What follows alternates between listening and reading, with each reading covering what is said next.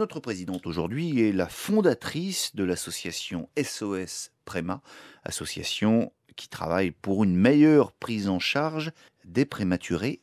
Charlotte Bouvard. Moi, présidente, je mettrai le paquet sur la petite enfance, avenir de notre pays, et en particulier sur les nouveau-nés vulnérables. Alors, mettre le paquet, qu'est-ce que ça signifie très concrètement? La vulnérabilité, c'est large en effet, mais je vais vous parler du nouveau-né hospitalisé parce que c'est mon sujet. Pour mes mots, 60 000 enfants naissent prématurés. Alors la science a fait énormément de progrès ces 50 dernières années. On sauve aujourd'hui de plus en plus d'enfants et de mieux en mieux. Maintenant, il faut transformer l'essai en plaçant l'humain au centre du soin.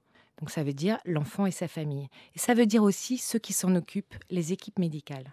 Bon, alors qu'est-ce que ça signifie? Parce que, évidemment, vous allez nous parler des prématurés. C'est un sujet qui vous concerne, mais maintenant vous êtes présidente de la République. Vous pensez que c'est un sujet qui concerne vraiment la totalité de notre société? 8% des naissances, 180 bébés par jour. Et 8% des naissances, ce sont nos plus vulnérables, mais ce sont aussi nos adultes de demain. Je suis une présidente responsable, je prépare l'avenir de mon pays. Alors qu'est-ce qu'on fait concrètement?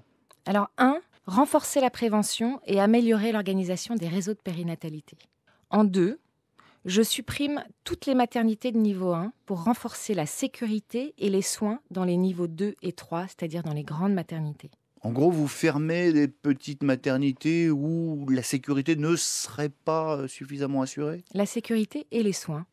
Et l'accueil qu'on peut faire à l'enfant et à sa famille. Mais alors là, vous allez avoir tous les maires des petites villes sur le dos qui disent « Moi, je veux sauver la maternité dans ma ville parce que c'est important de ne pas faire des kilomètres aux femmes enceintes de ma circonscription. » Alors, je peux comprendre, mais ça s'explique.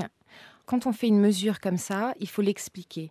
Quand la sécurité d'un nouveau-né vulnérable est en danger parce qu'il y a un manque d'effectifs, comme on peut voir en ce moment dans certaines maternités, ou lorsque les soins ne sont pas adaptés, il faut prendre des mesures. En Suède, par exemple, ils ont mis l'accent, vous voyez la Suède, il n'y a que 7 maternités. Pourquoi? Parce qu'ils ont mis l'accent sur les transports et sur l'organisation des soins. Les femmes sont très très bien suivies et les nouveau-nés à risque sont encore mieux suivis. Ensuite, je vais donner les moyens nécessaires aux hôpitaux et aux équipes médicales pour l'accueil de l'enfant et de la famille 24 heures sur 24. Ça veut dire une formation systématique des équipes soignantes aux soins de développement. Ça veut dire une architecture adéquate pour les nouveaux hôpitaux. Ça veut dire du matériel adapté. Parfois, on voit un tabouret entre chaque couveuse. On demande aux parents d'être sur un seul tabouret pendant 3 ou 4 mois auprès de leur enfant. Ça veut dire aussi un focus sur la bientraitance des soignants. Je remarque depuis 13 ans une souffrance des équipes soignantes. Ensuite, bien sûr, tout ça s'accompagne d'une politique sociale adaptée.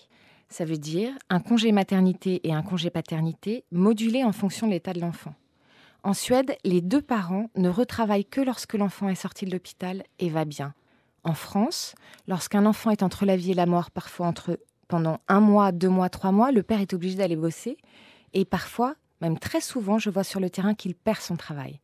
Sa première responsabilité, c'est sa famille. C'est son enfant qui vient de naître. Il faut lui donner la possibilité d'être près de son enfant. Donc ce que je propose, c'est du soutien dans un moment de vie de famille difficile. C'est pas de l'assistanat. En conséquence, qu'est-ce que je fais? J'essaye de réduire au maximum les inégalités à la naissance. Les inégalités sociales d'abord, avec une prise en charge de soins et une aide financière pour les familles qui sont dans le besoin. Et inégalité territoriale avec l'harmonisation de la prise en charge et l'harmonisation de la politique sociale, qui en fait est très inégale en France parce que chaque caisse d'allocation familiale fait ce qu'elle veut. Charlotte Bouvard, vous déclarez que vous allez donner des moyens. C'est facile dans ce studio. Combien ça coûte? Combien ça coûte? Je vais prendre le sujet dans l'autre sens.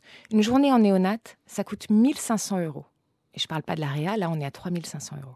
Avec la mise en place des soins de développement que je propose, qui ont prouvé scientifiquement une réduction de l'hospitalisation et l'HAD, rien qu'avec ça, j'économise chaque année 630 millions d'euros.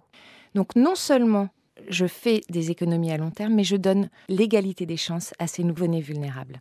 Pardon de cette question, Charlotte Bouvard, mais si c'est aussi simple que cela, pourquoi ça n'a pas été fait depuis longtemps? La néonatologie, c'est un sujet assez récent. Elle date d'environ 50 ans. Il y a 50 ans, presque tout le monde mourait de la prématurité. Aujourd'hui, ces enfants sont là. La science a fait ces progrès extraordinaires dont je vous parlais tout à l'heure.